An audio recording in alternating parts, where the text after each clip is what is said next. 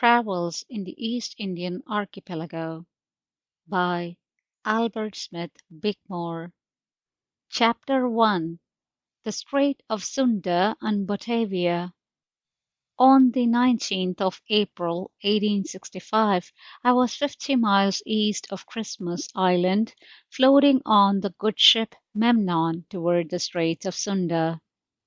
I was going to Batavia to sail thence to the Spice Islands, which lie east of Celebes, for the purpose of collecting the beautiful shells of those seas. I had chosen that in preference to any other part of the world, because the first collection of shells from the East that was ever described and figured with sufficient accuracy to be of any scientific value was made by Rumphius, a doctor who lived many years at Amboina, the capital of those islands. His great work, the Raritate Chamber, or Chamber of Curiosities, was published in 1705, more than 60 years before the 12th edition of the Systema Naturae was issued by Linnaeus, the father of natural history, who referred to the figures in that work to illustrate a part of his own writings. When Holland became a province of France in 1811, and it was designed to make Paris the center of science and literature in Europe, it is said that this collection was taken from Leyden to that city and afterward returned, and that during these two transfers a large proportion of the specimens disappeared, and that finally what was left of this valuable collection was scattered through the great museum at Leyden. It was partly to restore Rumphius's specimens and partly to bring into our own country such a standard collection that I was going to search myself for the shells figured in the Raritate Chamber on the very points and headlands and in the very bays where Rumphius's specimens were found. As we neared the coast of Java, coconuts and fragments of sea-washed palms drifting by indicated our approach to a land very different at least from the temperate shores we had left behind, and we could in some degree experience Columbus's pleasure when he first saw the new branch and its vermilion berries. Strange, indeed, must be this land to which we are coming, for here we see snakes swimming on the water, and occasionally fragments of rock drifting over the sea.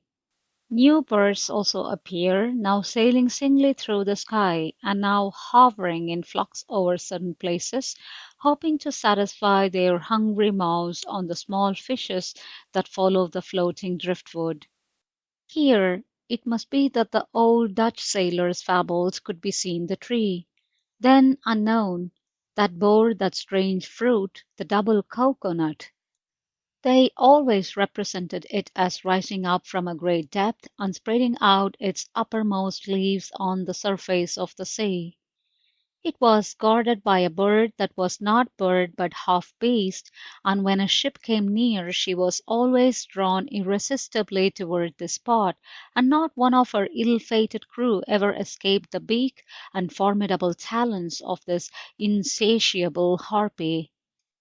But such wonders unfortunately fade away before the light of advancing knowledge, and the Prince of Ceylon, who is said to have given a whole vessel laden with spice for a single specimen, could have satisfied his heart's fullest desire if he had only known it was not rare on the Seychelles north of Mauritius. The trades soon became light and baffling. Heavy rain squalls with thunder and lightning were frequent, and 3 days after, as one of these cleared away, the high mountain near Java Head appeared full a quarter of a degree above the horizon, its black shoulders rising out of a beautiful mantle of the ermine white, fleecy clouds called cumuli. Although we were 35 miles from the shore, yet large numbers of dragonflies came round the ship, and I quickly improvised a net and captured a goodly number of them. After sunset, there was a light air offshore which carried us to within a few miles of the land, and at midnight the captain called me on deck to enjoy the balmy breezes of the Eastern Isles, and certainly to myself as well as to the others, the air seemed to have the rich fragrance of new mown clover, but far more spicy.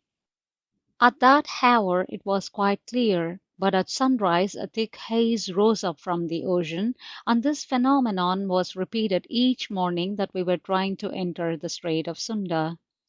As we had arrived during the changing of the monsoons, calms were so continuous that for 6 days we tried in vain to gain 50 miles. When a breeze would take us up near the mouth of the channel, it would then die away and let a strong current sweep us away to the east, and one time we were carried most unpleasantly near the high, threatening crags at Palembang Point near Java Head. Those who have passed Sunda at this time of the year, or Ombe Straits in the beginning of the opposite monsoon, will readily recall the many weary hours they have passed waiting for a favorable breeze to take them only a few miles farther on their long voyage. During those 6 days, at noon the sun poured down his hottest rays, the thermometer ranging from 88 degrees to 90 degrees Fahrenheit in the shade, and not the slightest air moving to afford a momentary relief. Although constantly for a year I was almost under the equator, these 6 days were the most tedious and oppressive I ever experienced. The mountain back of Java Head seemed to be King Aeolus's favorite seat. Clouds would come from every quarter of the heavens and gather round its summit while the sun was reaching the zenith, but soon after he began to pass down the western sky, lightnings would be seen darting their forked tongues around the mountain crest, and then as if the winds had broken from the grasp of their king, thick cloud masses would suddenly roll down the mountain sides, lightnings dart hither and thither, and again the thunders would crash and roar enough to shake the very firmament. We are not alone. 6 or 8 vessels are also detained here, for this Straits of Sunda is the great gate through which pass out most of the valuable teas and costly silks of China and Japan, and these ships are carrying cotton goods to those lands to exchange in part for such luxuries. On the evening of the 6th day a more favourable breeze took us slowly up the channel past a group of large rocks, where the unceasing swell of the ocean was breaking and making them sound in the quiet night like the howling and snarling of some fierce monster set to guard the way and unable to prevent his expected prey from escaping. With the morning came a fine breeze, and as we sailed up the strait several small showers passed over the mountains, parallel to the shore on the Java side, and once a long cloud rested its ends on 2 mountains, and unfolded from its dark mass a thin veil of sparkling rain, through which we could see quite distinctly all the outlines and the bright green foliage of the valley behind it. The highly cultivated lands near the water and on the lower declivities of the mountains, whose tops were one dense mass of perennial green, made the whole view most enchanting to me; but our captain, who was a Cape Cod man, declared that the sand hills on the outer side of Cape Cod were vastly more charming to him.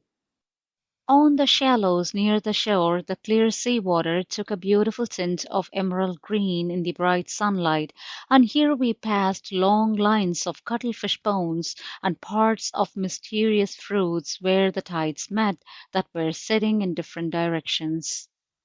Nearly all the islands in the strait are steep, volcanic cones with their bases beneath the sea, the bright green foliage on their sides forming an agreeable contrast with the blue ocean at their feet when the waves roll away before a strong breeze. But when it is calm and the water reflects the light, as from a polished mirror, they appear like gigantic emeralds set in a sea of silver. As we approached Angkor, where ships bound to and from China frequently stop for fresh provisions, we saw to our great alarm a steamship. Was it the pirate Shenandoah? And was our ship to be taken and burned there, almost at the end of our long voyage? I must confess that was what we all feared till we came near enough to see the stars and stripes of the loyal flag of our native land. Here many Malays paddled off in their canoes to sell us fruit. We watched the approach of the first boats with a peculiar, indescribable interest. It contains two young men who row. They are dressed in trousers and jackets of calico, with cotton handkerchiefs tied round their heads. This is the usual dress throughout the archipelago, except that instead of the trousers or over them is worn the sarong, which is a piece of cotton cloth 2 yards long by a yard wide, with the two shorter sides sewn together so as to make a bag open at the top and bottom. The men draw this on over the body and gather it on the right hip. The loose part is then twisted and tucked under the part passing around the body so as to form a rude knot. There is a man in the stern sitting with his feet under him, steering the canoe and at the same time helping it onward with his paddle. He is dressed in a close-fitting red shirt. No, he is not encumbered with any clothing except what nature has provided for him, save a narrow cloth about his loins, the usual working costume of the coolies or poorer classes. He brings several kinds of bananas, green coconuts, and the pamplemousse, which is a gigantic orange from 6 to 8 inches in diameter. He seems perfectly happy and talks with a most surprising rapidity. From an occasional word that may be half English, we suppose, like traders in the Western world, he is speaking in no moderate manner of the value of what he has to sell. Mount Karang, back of Angkor, now comes into view, raising its crest of green foliage to a height of 5,000 feet. A light breeze takes us round Cape St. Nicholas, the northwest extremity of Java. It is a high land with sharp ridges coming down to the water, thus forming a series of little rocky headlands separated by small sandy bays. These, as we sail along, come up and open to our view with a most charming panoramic effect. Near the shore a few Malays are seen on their praus, or large boats, while others appear in groups on the beaches around their canoes, and only now and then do we catch glimpses of their rude houses under the feathery leaves of the cocoanut palm. We are in the Java Sea. It seems very strange, after being pitched and tossed about constantly for more than 100 days, thus to feel our ship glide along so steadily, and after scanning the horizon by the hour, day after day, hoping to be able to discern one vessel, and so feel that we had at least one companion on the wide waste of waters, now to see land on every side, and small boats scattered in all directions over the quiet sea. That night we anchored near Bobby Island, on a bottom of very soft sticky clay, largely composed of fragments of shells and coral. A boat came off from the shore, and as the coxswain could speak a little English, I took my first lesson in Malay, the common language or lingua franca of the whole archipelago. As it was necessary at least that I should be able to talk with these natives if I would live among them and purchase shells of them, it was my first and most imperative task on reaching the East to acquire this language. The Malay spoken at Batavia and at all the Dutch ports and posts in the islands to the east differs very much from the high or pure Malay spoken in the Minangkabau country, in the interior of Sumatra north of Padang, whence the Malays originally came. After passing from island to island, they have spread over all Malaysia, that is the great archipelago between Asia, Australia, and New Guinea. Perhaps of all languages in the world, the Low or Common Malay is the one most readily acquired. It contains no harsh gutturals or other consonants that are difficult to pronounce. It is soft and musical and somewhat resembles the Italian in its liquid sounds, and one who has learned it can never fail to be charmed by the nice blending of vowels and consonants whenever a word is pronounced in his presence. The only difficult thing in this language is that words of widely different meaning sometimes are so similar that at first one may be mistaken for another. Every European in all the Netherlands, India, speaks Malay. It is the only language used in addressing servants, and all the European children born on these islands learn it from their Malay nurses long before they are able to speak the language of their parents. Such children generally find it difficult to make the harsh guttural sounds of the Dutch language, and the Malays themselves are never able to speak it well, and for the same reason Dutchmen seldom speak Malay as correctly as Englishmen and Frenchmen. We are now off the ancient city of Bantam, and we naturally here review the voyages of the earliest European navigators in these seas and the principal events in the ancient history of this rich island of Java. The word Java, or more correctly Jawa, is the name of the people who originally lived only in the eastern part of the island, but in more modern times they have spread over the whole island and given it their name. The Chinese claim to have known it in ancient times and call it Chipo or Chapo, which is as near Java as their pronunciation of most foreign names at the present day. It was first made known to the Western world by that great traveller Marco Polo in his description of the lands he saw and passed while on his voyage from China to the Persian Gulf in the later part of the 13th century. He did not see it himself, but only gathered accounts in regard to it from others. He calls it Giyuwa and says it produces cloves and nutmegs, though we know now that they were all brought to Java from the Spice Islands farther to the east. In regard to gold, he says it yielded a quantity exceeding all calculation and belief. This was also probably brought from other islands, chiefly from Sumatra, Borneo, and Celebes. In 1493, 1 year after the discovery of America by Columbus, Bartolomeo Diaz, a Portuguese, discovered the southern extremity of Africa, which he called the Cape of Storms, but which his king said should be named the Cape of Good Hope, because it gave a good hope that at last they had discovered a way to India by sea. Accordingly, the next year this king sent Pedro da Covilham and Alfonso de Paiva directly to the east to settle this important question. From Genoa they came to Alexandria in the guise of travelling merchants, thence to Cairo and down the Red Sea to Aden. Here they separated, Paiva to search for Prester John, a Christian prince said to be reigning in Abyssinia over a people of high cultivation, and Covilham to visit the Indies, it having been arranged that they should meet again at Cairo or Memphis. Paiva died before reaching the principal city of Abyssinia, but Covilham had a prosperous journey to India, where he made drawings of the cities and harbours, especially of Goa and Calicut (Calcutta), and marked their positions on a map given him by King John of Portugal. Thence he returned along the coast of Persia to Cape Guardafoy, and continued south to Mozambique and Zofala, where he ascertained that that land joined the Cape of Good Hope, and thus was the first man who knew that it was possible to sail from Europe to India. From Zofala he returned to Abyssinia and sent his diary, charts, and drawings to Genoa by some Portuguese merchants who were trading at Memphis.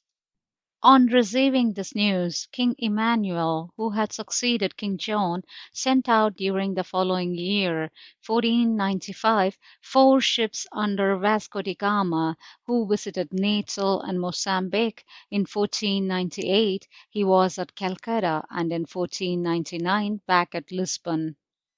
In 1509 the Portuguese, under Sequeira, first came into the archipelago. During the next year, Alfonso Albuquerque visited Sumatra and in 1511 took the Malay city Malacca and established a military post from which he sent out Antonio de Abreu to search for the Spice Islands. On his way eastward, de Abreu touched at Agassi, Gresik on Java. In 1511 the Portuguese visited Bantam, and 2 years later Alvarin was sent from Malacca with 4 vessels to bring away a cargo of spices from a ship wrecked on the Java coast while on her way back from the Spice Islands. Ludovico Bartema was the first European who described Java from personal observation.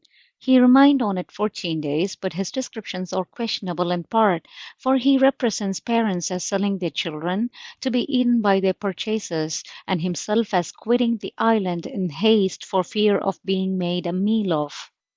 In 1596 the Dutch under Houtman first arrived off Bantam, and finding the native king at war with the Portuguese, readily furnished him with assistance against their rivals, on his offering to give them a place where they could establish themselves and commence purchasing pepper, which at the time was almost the only export. The English, following the example of the Portuguese and the Dutch, sent out a fleet in 1602 during the reign of Queen Elizabeth. These ships touched at Achin on the western end of Sumatra and thence sailed to Bantam. In 1610 the Dutch built a fort at a native village called Jacatra, the work of victory, but which they named Batavia. This was destroyed in 1619, and the first Dutch Governor-General, Bolt, decided to rebuild it and remove his settlement from Bantam to that place, which was done on the 4th of March of that year. This was the foundation of the present city of Batavia. The English, who had meantime maintained an establishment at Bantam, withdrew in 1683. In 1811, when Holland became subject to France, the French flag was hoisted at Batavia, but that same year it was captured by the English. On the 19th of August 1816 they restored it to the Dutch, who have held it uninterruptedly down to the present time. In glancing at the internal history of Java, we find that for many centuries previous to AD 1250, Hinduism, that is, a mixture of Buddhism and Brahmanism, had been the prevailing religion. At that time, an attempt was made to convert the reigning prince to Mohammedanism. This proved unsuccessful, but so soon afterward did this new religion gain a foothold, and so rapidly did it spread that in 1475, at the overthrow of the great empire of Majapahit, who ruled over the whole of Java and the eastern parts of Sumatra, a Mohammedan prince took the throne. Up to this time, the people in the western part of Java, as far east as Cirebon, about longitude 109 degrees, spoke a language called Sundanese, and only the people in the remaining eastern part of the island spoke Javanese. But in 1811, 9/10 of the whole population of Java spoke Javanese, and the Sundanese was already confined to the mountainous parts of the south and west, and to a small colony near Bantam. Soon after founding Batavia, the Dutch made an alliance, offensive and defensive, with the chief prince, who resided near Surakarta.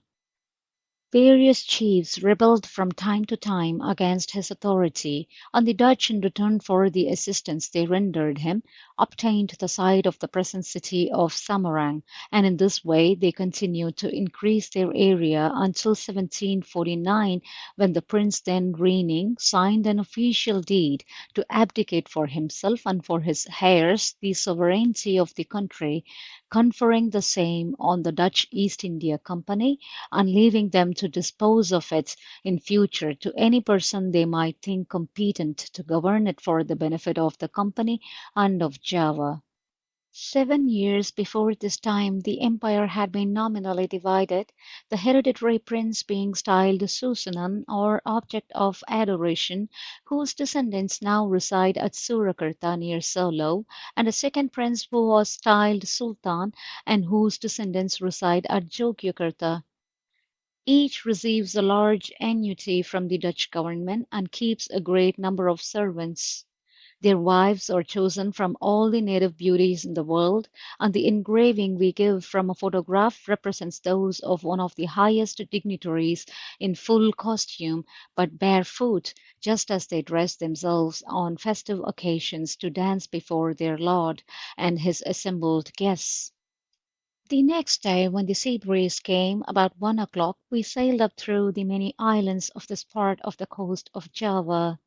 They are all very low and flat, and covered with a short dense shrubbery out of which rise the tall cocoa-nut palm and the waringen or Indian fig.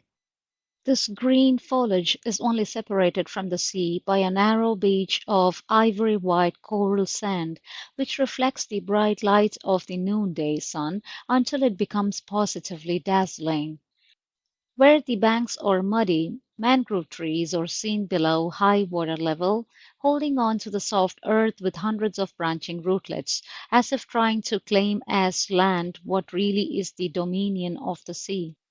This dense vegetation is one of the great characteristics of these tropical islands, and the constantly varied grouping of the palms, mangroves, and other trees, and the irregular contour and relief of the shores, afford an endless series of exquisite views.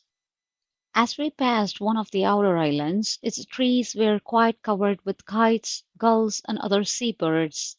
The next evening we came to the Batavia Road, a shallow bay where ships lie at anchor, partially sheltered from the sea by the many islands scattered about its entrance.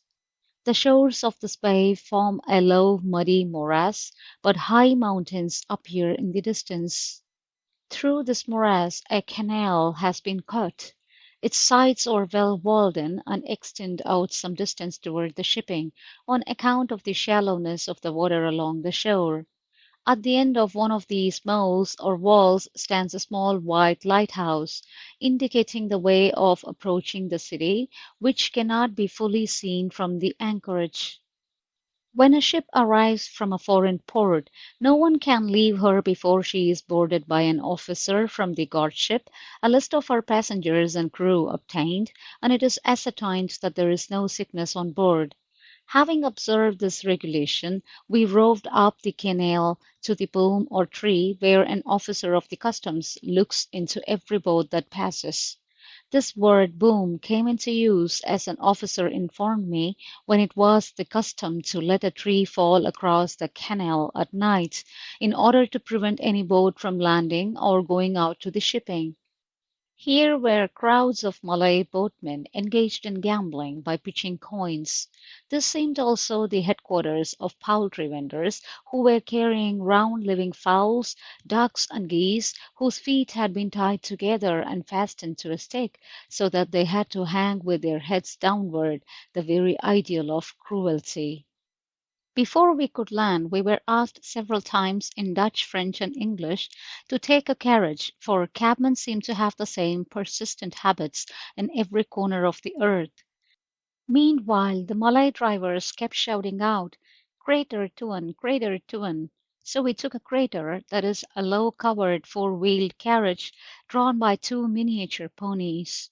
The driver sits up on a seat in front, in a neat bajou or jacket of red or scarlet calico, and an enormous hemispherical hat, so gilded or bronzed as to dazzle your eyes when the sun shines. Though these ponies are small, they go at a quick canter, and we were rapidly whirled along between a row of shade trees to the city gate, almost the only part of the old walls of the city that is now standing. The other parts were torn down by Marshal Daendels to allow a freer circulation of air. Then we passed through another row of shade trees and over a bridge to the office of the American consul, a graduate of Harvard, and as Cambridge had been my home for 4 years, we at once considered ourselves as old friends. Before I left America, Senator Sumner, as chairman of our Committee on Foreign Relations, kindly gave me a note of warm commendation to the representatives of foreign powers, and Mr. J. G. S. Van Breda, the secretary of the Society of Sciences in Holland, with whom I had been in correspondence while at the Museum of Comparative Zoology in Cambridge, gave me a kind note to Baron Sluit van de Beele, the Governor-General of the Netherlands, India.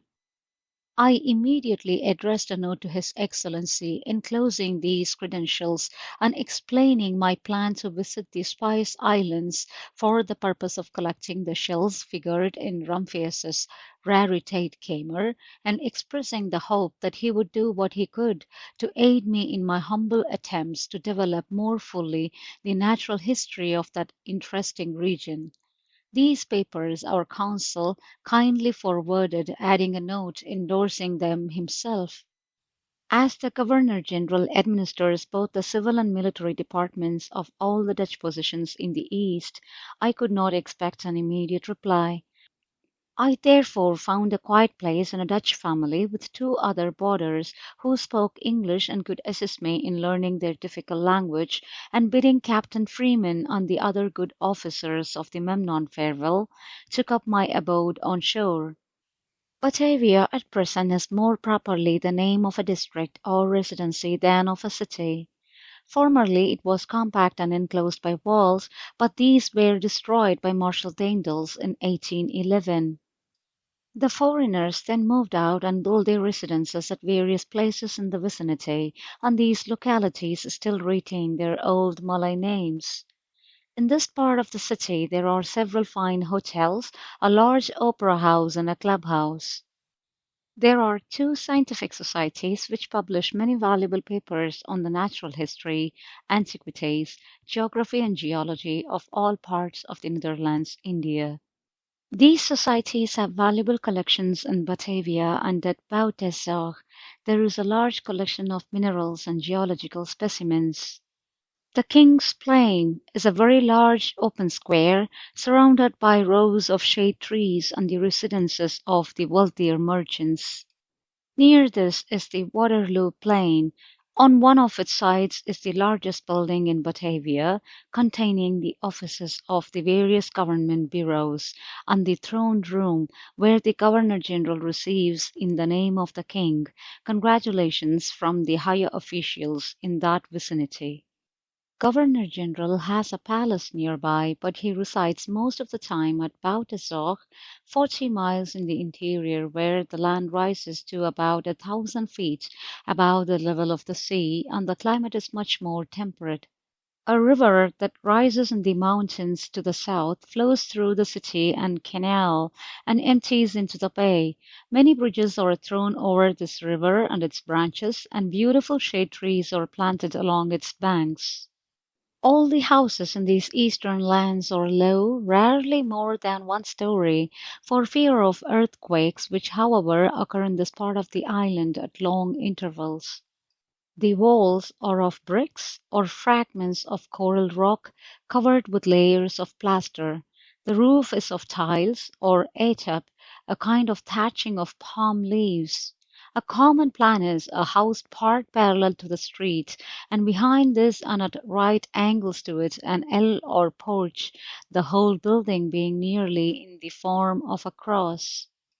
In front is a broad veranda where the inmates sit in the cool evening and receive the calls of their friends. This opens into a front parlor, which with a few sleeping rooms occupies the whole house part.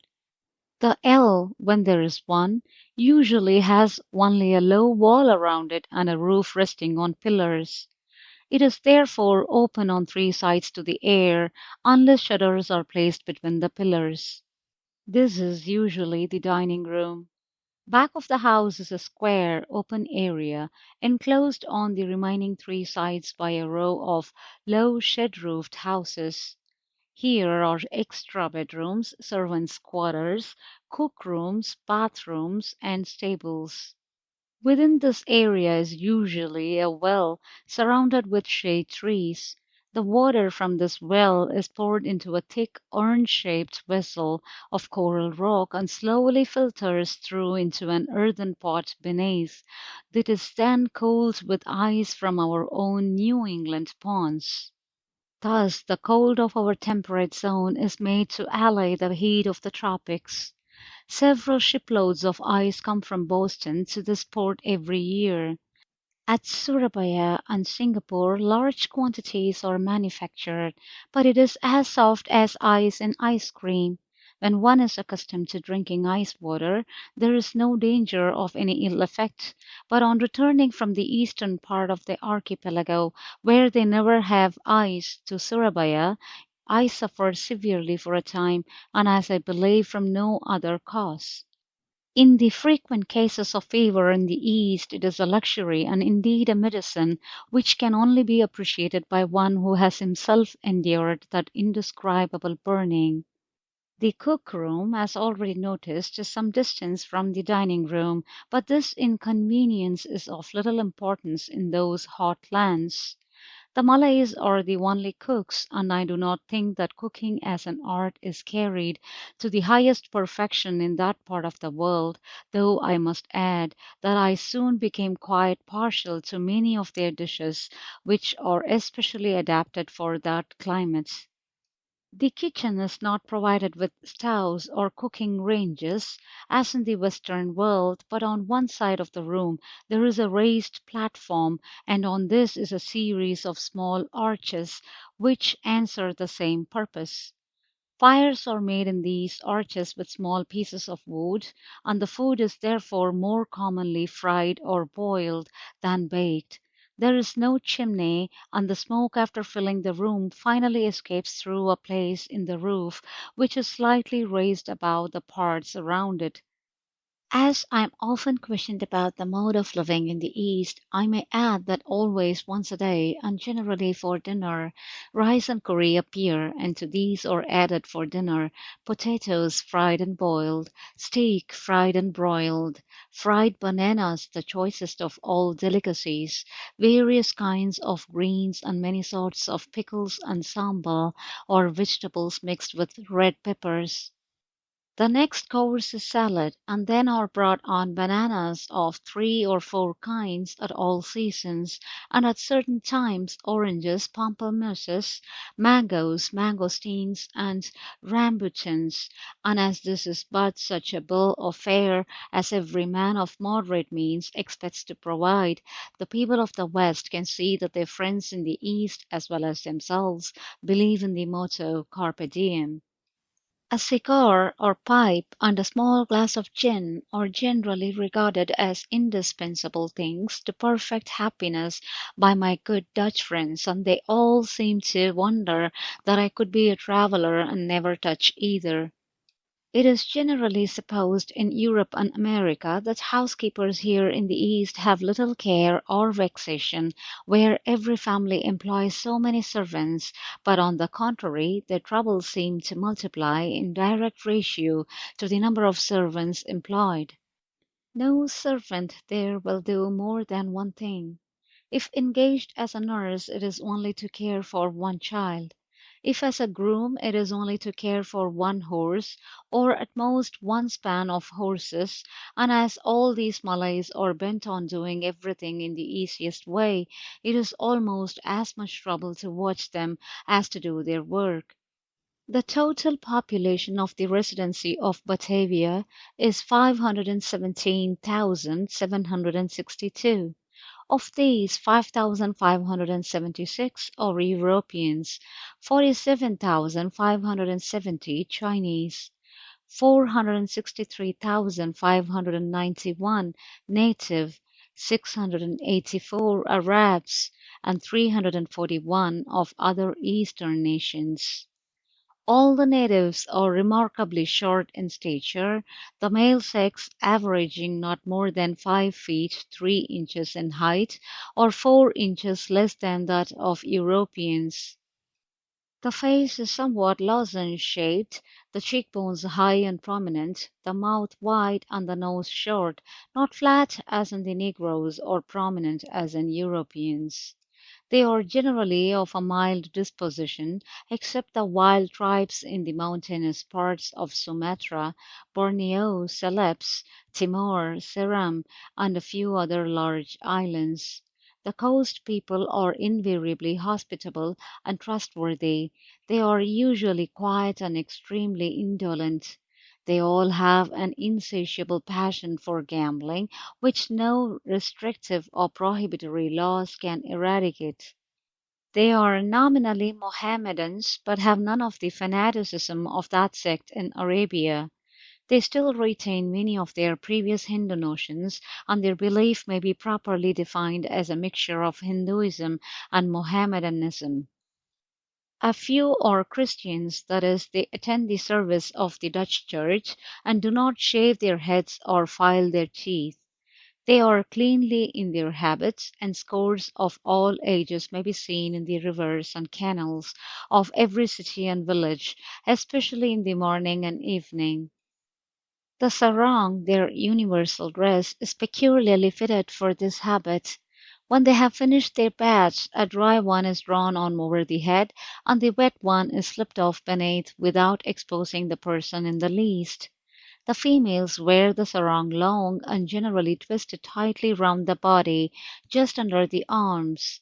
Occasionally it is made with sleeves like a loose gown, a close-fitting jacket or bajou is worn with it. The men have but a few straggling hairs for beards, and these they generally pull out with a pair of iron tweezers. The hair of the head in both sexes is lank, coarse, and worn long. Each sex therefore resembles the other so closely that nearly every foreigner will at first find himself puzzled in many cases to know whether he is looking at a man or a woman. This want of differentiation in the sexes possibly indicates their low rank in the human family, if the law may be applied here that obtains among most other animals. Every day I went out to collect the peculiar birds and beautiful butterflies of that region, my favorite place for this pleasure being in an old Chinese cemetery just outside the city, where as the land was level the earth had been thrown up into mounds to keep the bones of their inmates from the wet unfortunate places, just as in China, when far from any mountain or hill.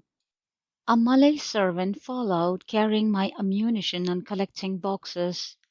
At first I supposed he would have many superstitious objections to wandering to and fro with me over the relics of the Celestials, but to my surprise I found his people cultivating the spaces between the graves, as if they at least did not consider it sacred soil.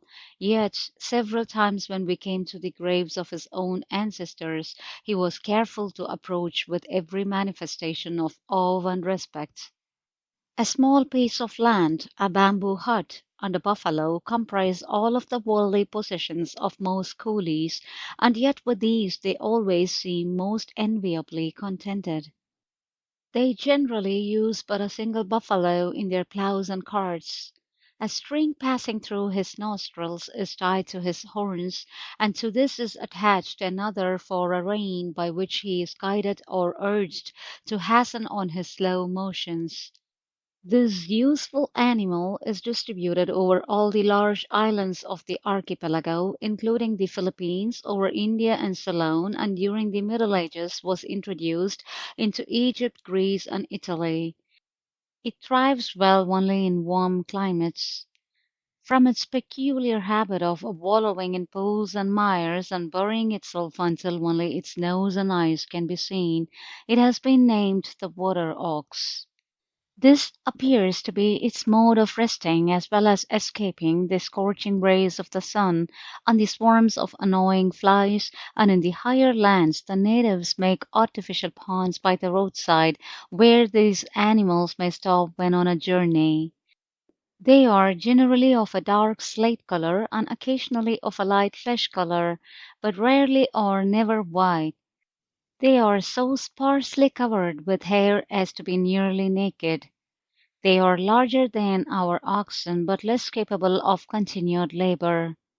They are usually so docile that even the Malay children can drive them, but they dislike the appearance of a European and have a peculiar mode of manifesting this aversion by breathing heavily through the nose. At such times they become restive and unmanageable, and their owners have frequently requested me to walk away for fear I should be attacked. When the females are suckling their young, they are especially dangerous. A large male has been found to be more than a match for a full-grown royal tiger. On most of the islands where the tame buffalo is seen, wild ones are also found among the mountains, but naturalists generally suppose the original home of the species was on the continent and that the wild ones are merely the descendants of those that have escaped to the forests. The Spaniards found them on the Philippines when they first visited that archipelago. The plow generally used has both sides alike and a single handle which the coolie holds in his right hand while he guides the buffalo with the left. The lower part of the share is of iron, the other parts of wood. It only scratches the ground to the depth of 6 or 8 inches, a strange contrast to our deep subsoil plowing. In these shallow furrows are dropped kernels of our own Indian maize and seeds of the sugar cane. Sometimes the fields are planted with coconut palms about 20 yards apart, more for their shade it appears than for their fruit, which is now hanging in great green and yellow clusters and will be ripe in a month. Beneath these trees are blighted nuts, and in many places large heaps of them are seen, gathered by the natives for the sake of the husk, from which they make a coarse rope. Among these trees I was surprised to hear the noise, or more properly words, "Toke, toke," and my servant at once explained that that was the way a kind of lizard talked in his land. So snugly do these animals hide away among the green leaves that it was several days before I could satisfy myself that I had secured a specimen of the speaking quadruped. During my hunting I enjoyed some charming views of the high, dark blue mountains to the south. One excursion is worthy of especial mention. It was to the palace of Raden Saleh, a native prince. This palace consisted of a central part and two wings with broad verandas on all sides. On entering the main building we found ourselves on a spacious hall with a gallery above. In the center of the floor rose a sort of table, and around the sides of the room were chairs of an antique pattern. Side doors opened out of this hall into smaller rooms, each of which was furnished with a straw carpet, and in the center a small square Brussels carpet, on which was a table ornamented with carved work and surrounded with a row of richly cushioned chairs. Along the sides were similar chairs and small gilded tables. On the walls hung large steel engravings, among which I noticed two frequently seen in our own land, the Mohammedan's Paradise, and one of two female figures personifying the past and the future. In front of the palace the grounds were tastefully laid out as small lawns and flower plats, bordered with a shrub filled with red leaves. An accurate idea of the harmonious proportions of this beautiful palace is given in the accompanying cut. It is the richest residence owned by any native prince in the whole East Indian archipelago. The Raden at the time was in the adjoining grounds, which he is now forming into large zoological gardens for the government at Batavia. When a youth he was sent to Holland and educated at the expense of the Dutch government. While there he acquired a good command of the German and French languages, was received as a distinguished guest at all the courts, and associated with the leading literati. In this manner he became acquainted with Eugene Sue, who was then at work on his Wandering Jew, and, as is generally believed, at once chose the Raden as a model for his Eastern prince, one of the most prominent characters in that book. But it is chiefly as a landscape painter that the Raden is most famous. A few years ago there was a great flood here at Batavia, which proved a fit subject for his pencil, and the painting was so greatly admired that he presented it to the King of Holland. When I was introduced to him, he at once, with all a courtier's art, inquired whether I was from the north or the south, and on hearing that I was not only from the north, but had served for a time in the Union Army, he insisted on shaking hands again, remarking that he trusted that it would not be long before all the slaves in our land would be free. I had not been out many times collecting before I found myself seized one night with a severe pain in the back of the neck and small of the back, a sure sign of an approaching fever. The next day found me worse, then I became somewhat better and then worse again. The sensation was as if someone were repeatedly thrusting a handful of red-hot knitting needles into the top of my head, which, as they passed in, diverged till they touched the base of the brain. Then came chills, and then again those indescribable darting pains. It seemed as if I could not long retain the command of my mind under such severe torture. At last, after 7 days of this suffering, I decided to go to the military hospital, which is open to citizens of all nations, on their paying the same price per day as in the best hotels. The hospital consisted of a series of long, low, one-story buildings placed at right angles to each other and on both sides facing open squares and wide walks or gardens, which were all bordered with large trees and contained some fine flowers. In each of the buildings were two rows of rooms or chambers of convenient size, which opened out on to a wide piazza where the sick could enjoy all the breezes and yet be sheltered from the sun. Every morning the chief doctor came round to each room with assistants and servants who carefully noted his directions and prescriptions. He was a German and appeared very kindly in his manner, but when the time arrived to take medicine, I found he had not only assigned for me huge doses of that most bitter of all bitter things, quinine, but also copious draughts of some fluid villainously sour. The ultimate result of these allopathic doses was, however, decidedly beneficial, and after keeping perfectly quiet for a week, I was well enough to return to my boarding house, but yet was so weak for some time that I could scarcely walk.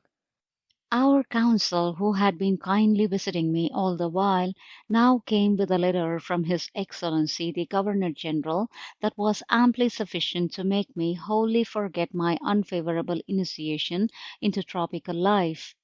It was addressed to the heads of the provincial governments in and out of Java, and read thus: I have the honor to ask Your Excellency to render to the bearer, Mr. Albert S. Bickmore, who may come into the district under your command in the interest of science, all the assistance in your power without causing a charge to the public funds or a burden to the native people. Besides honoring me with this kind letter, His Excellency generously wrote the Council that he would be happy to offer me post horses free over all Java, if I should like to travel in the interior. But it was with the hope of reaching the Spice Islands that I had come to the East, and after thanking the Governor General for such great consideration and kindness, I began making preparations for a voyage through the eastern part of the archipelago. I had brought with me a good supply of large copper canes with screw covers. These were filled with arrack, a kind of rum made of molasses and rice. Dip nets, hooks, lines, and all such other paraphernalia I had fully provided myself with before I left America. Yet one paper, besides the tickets, was needed before I could go on board the mail boat, and that was a permission to travel in the Netherlands, India. This paper ought to have been renewed according to law once every month, but the Governor General's letter was such an ample passport that I never troubled myself about the matter again during the year I was journeying in the Dutch possessions. End of chapter 1.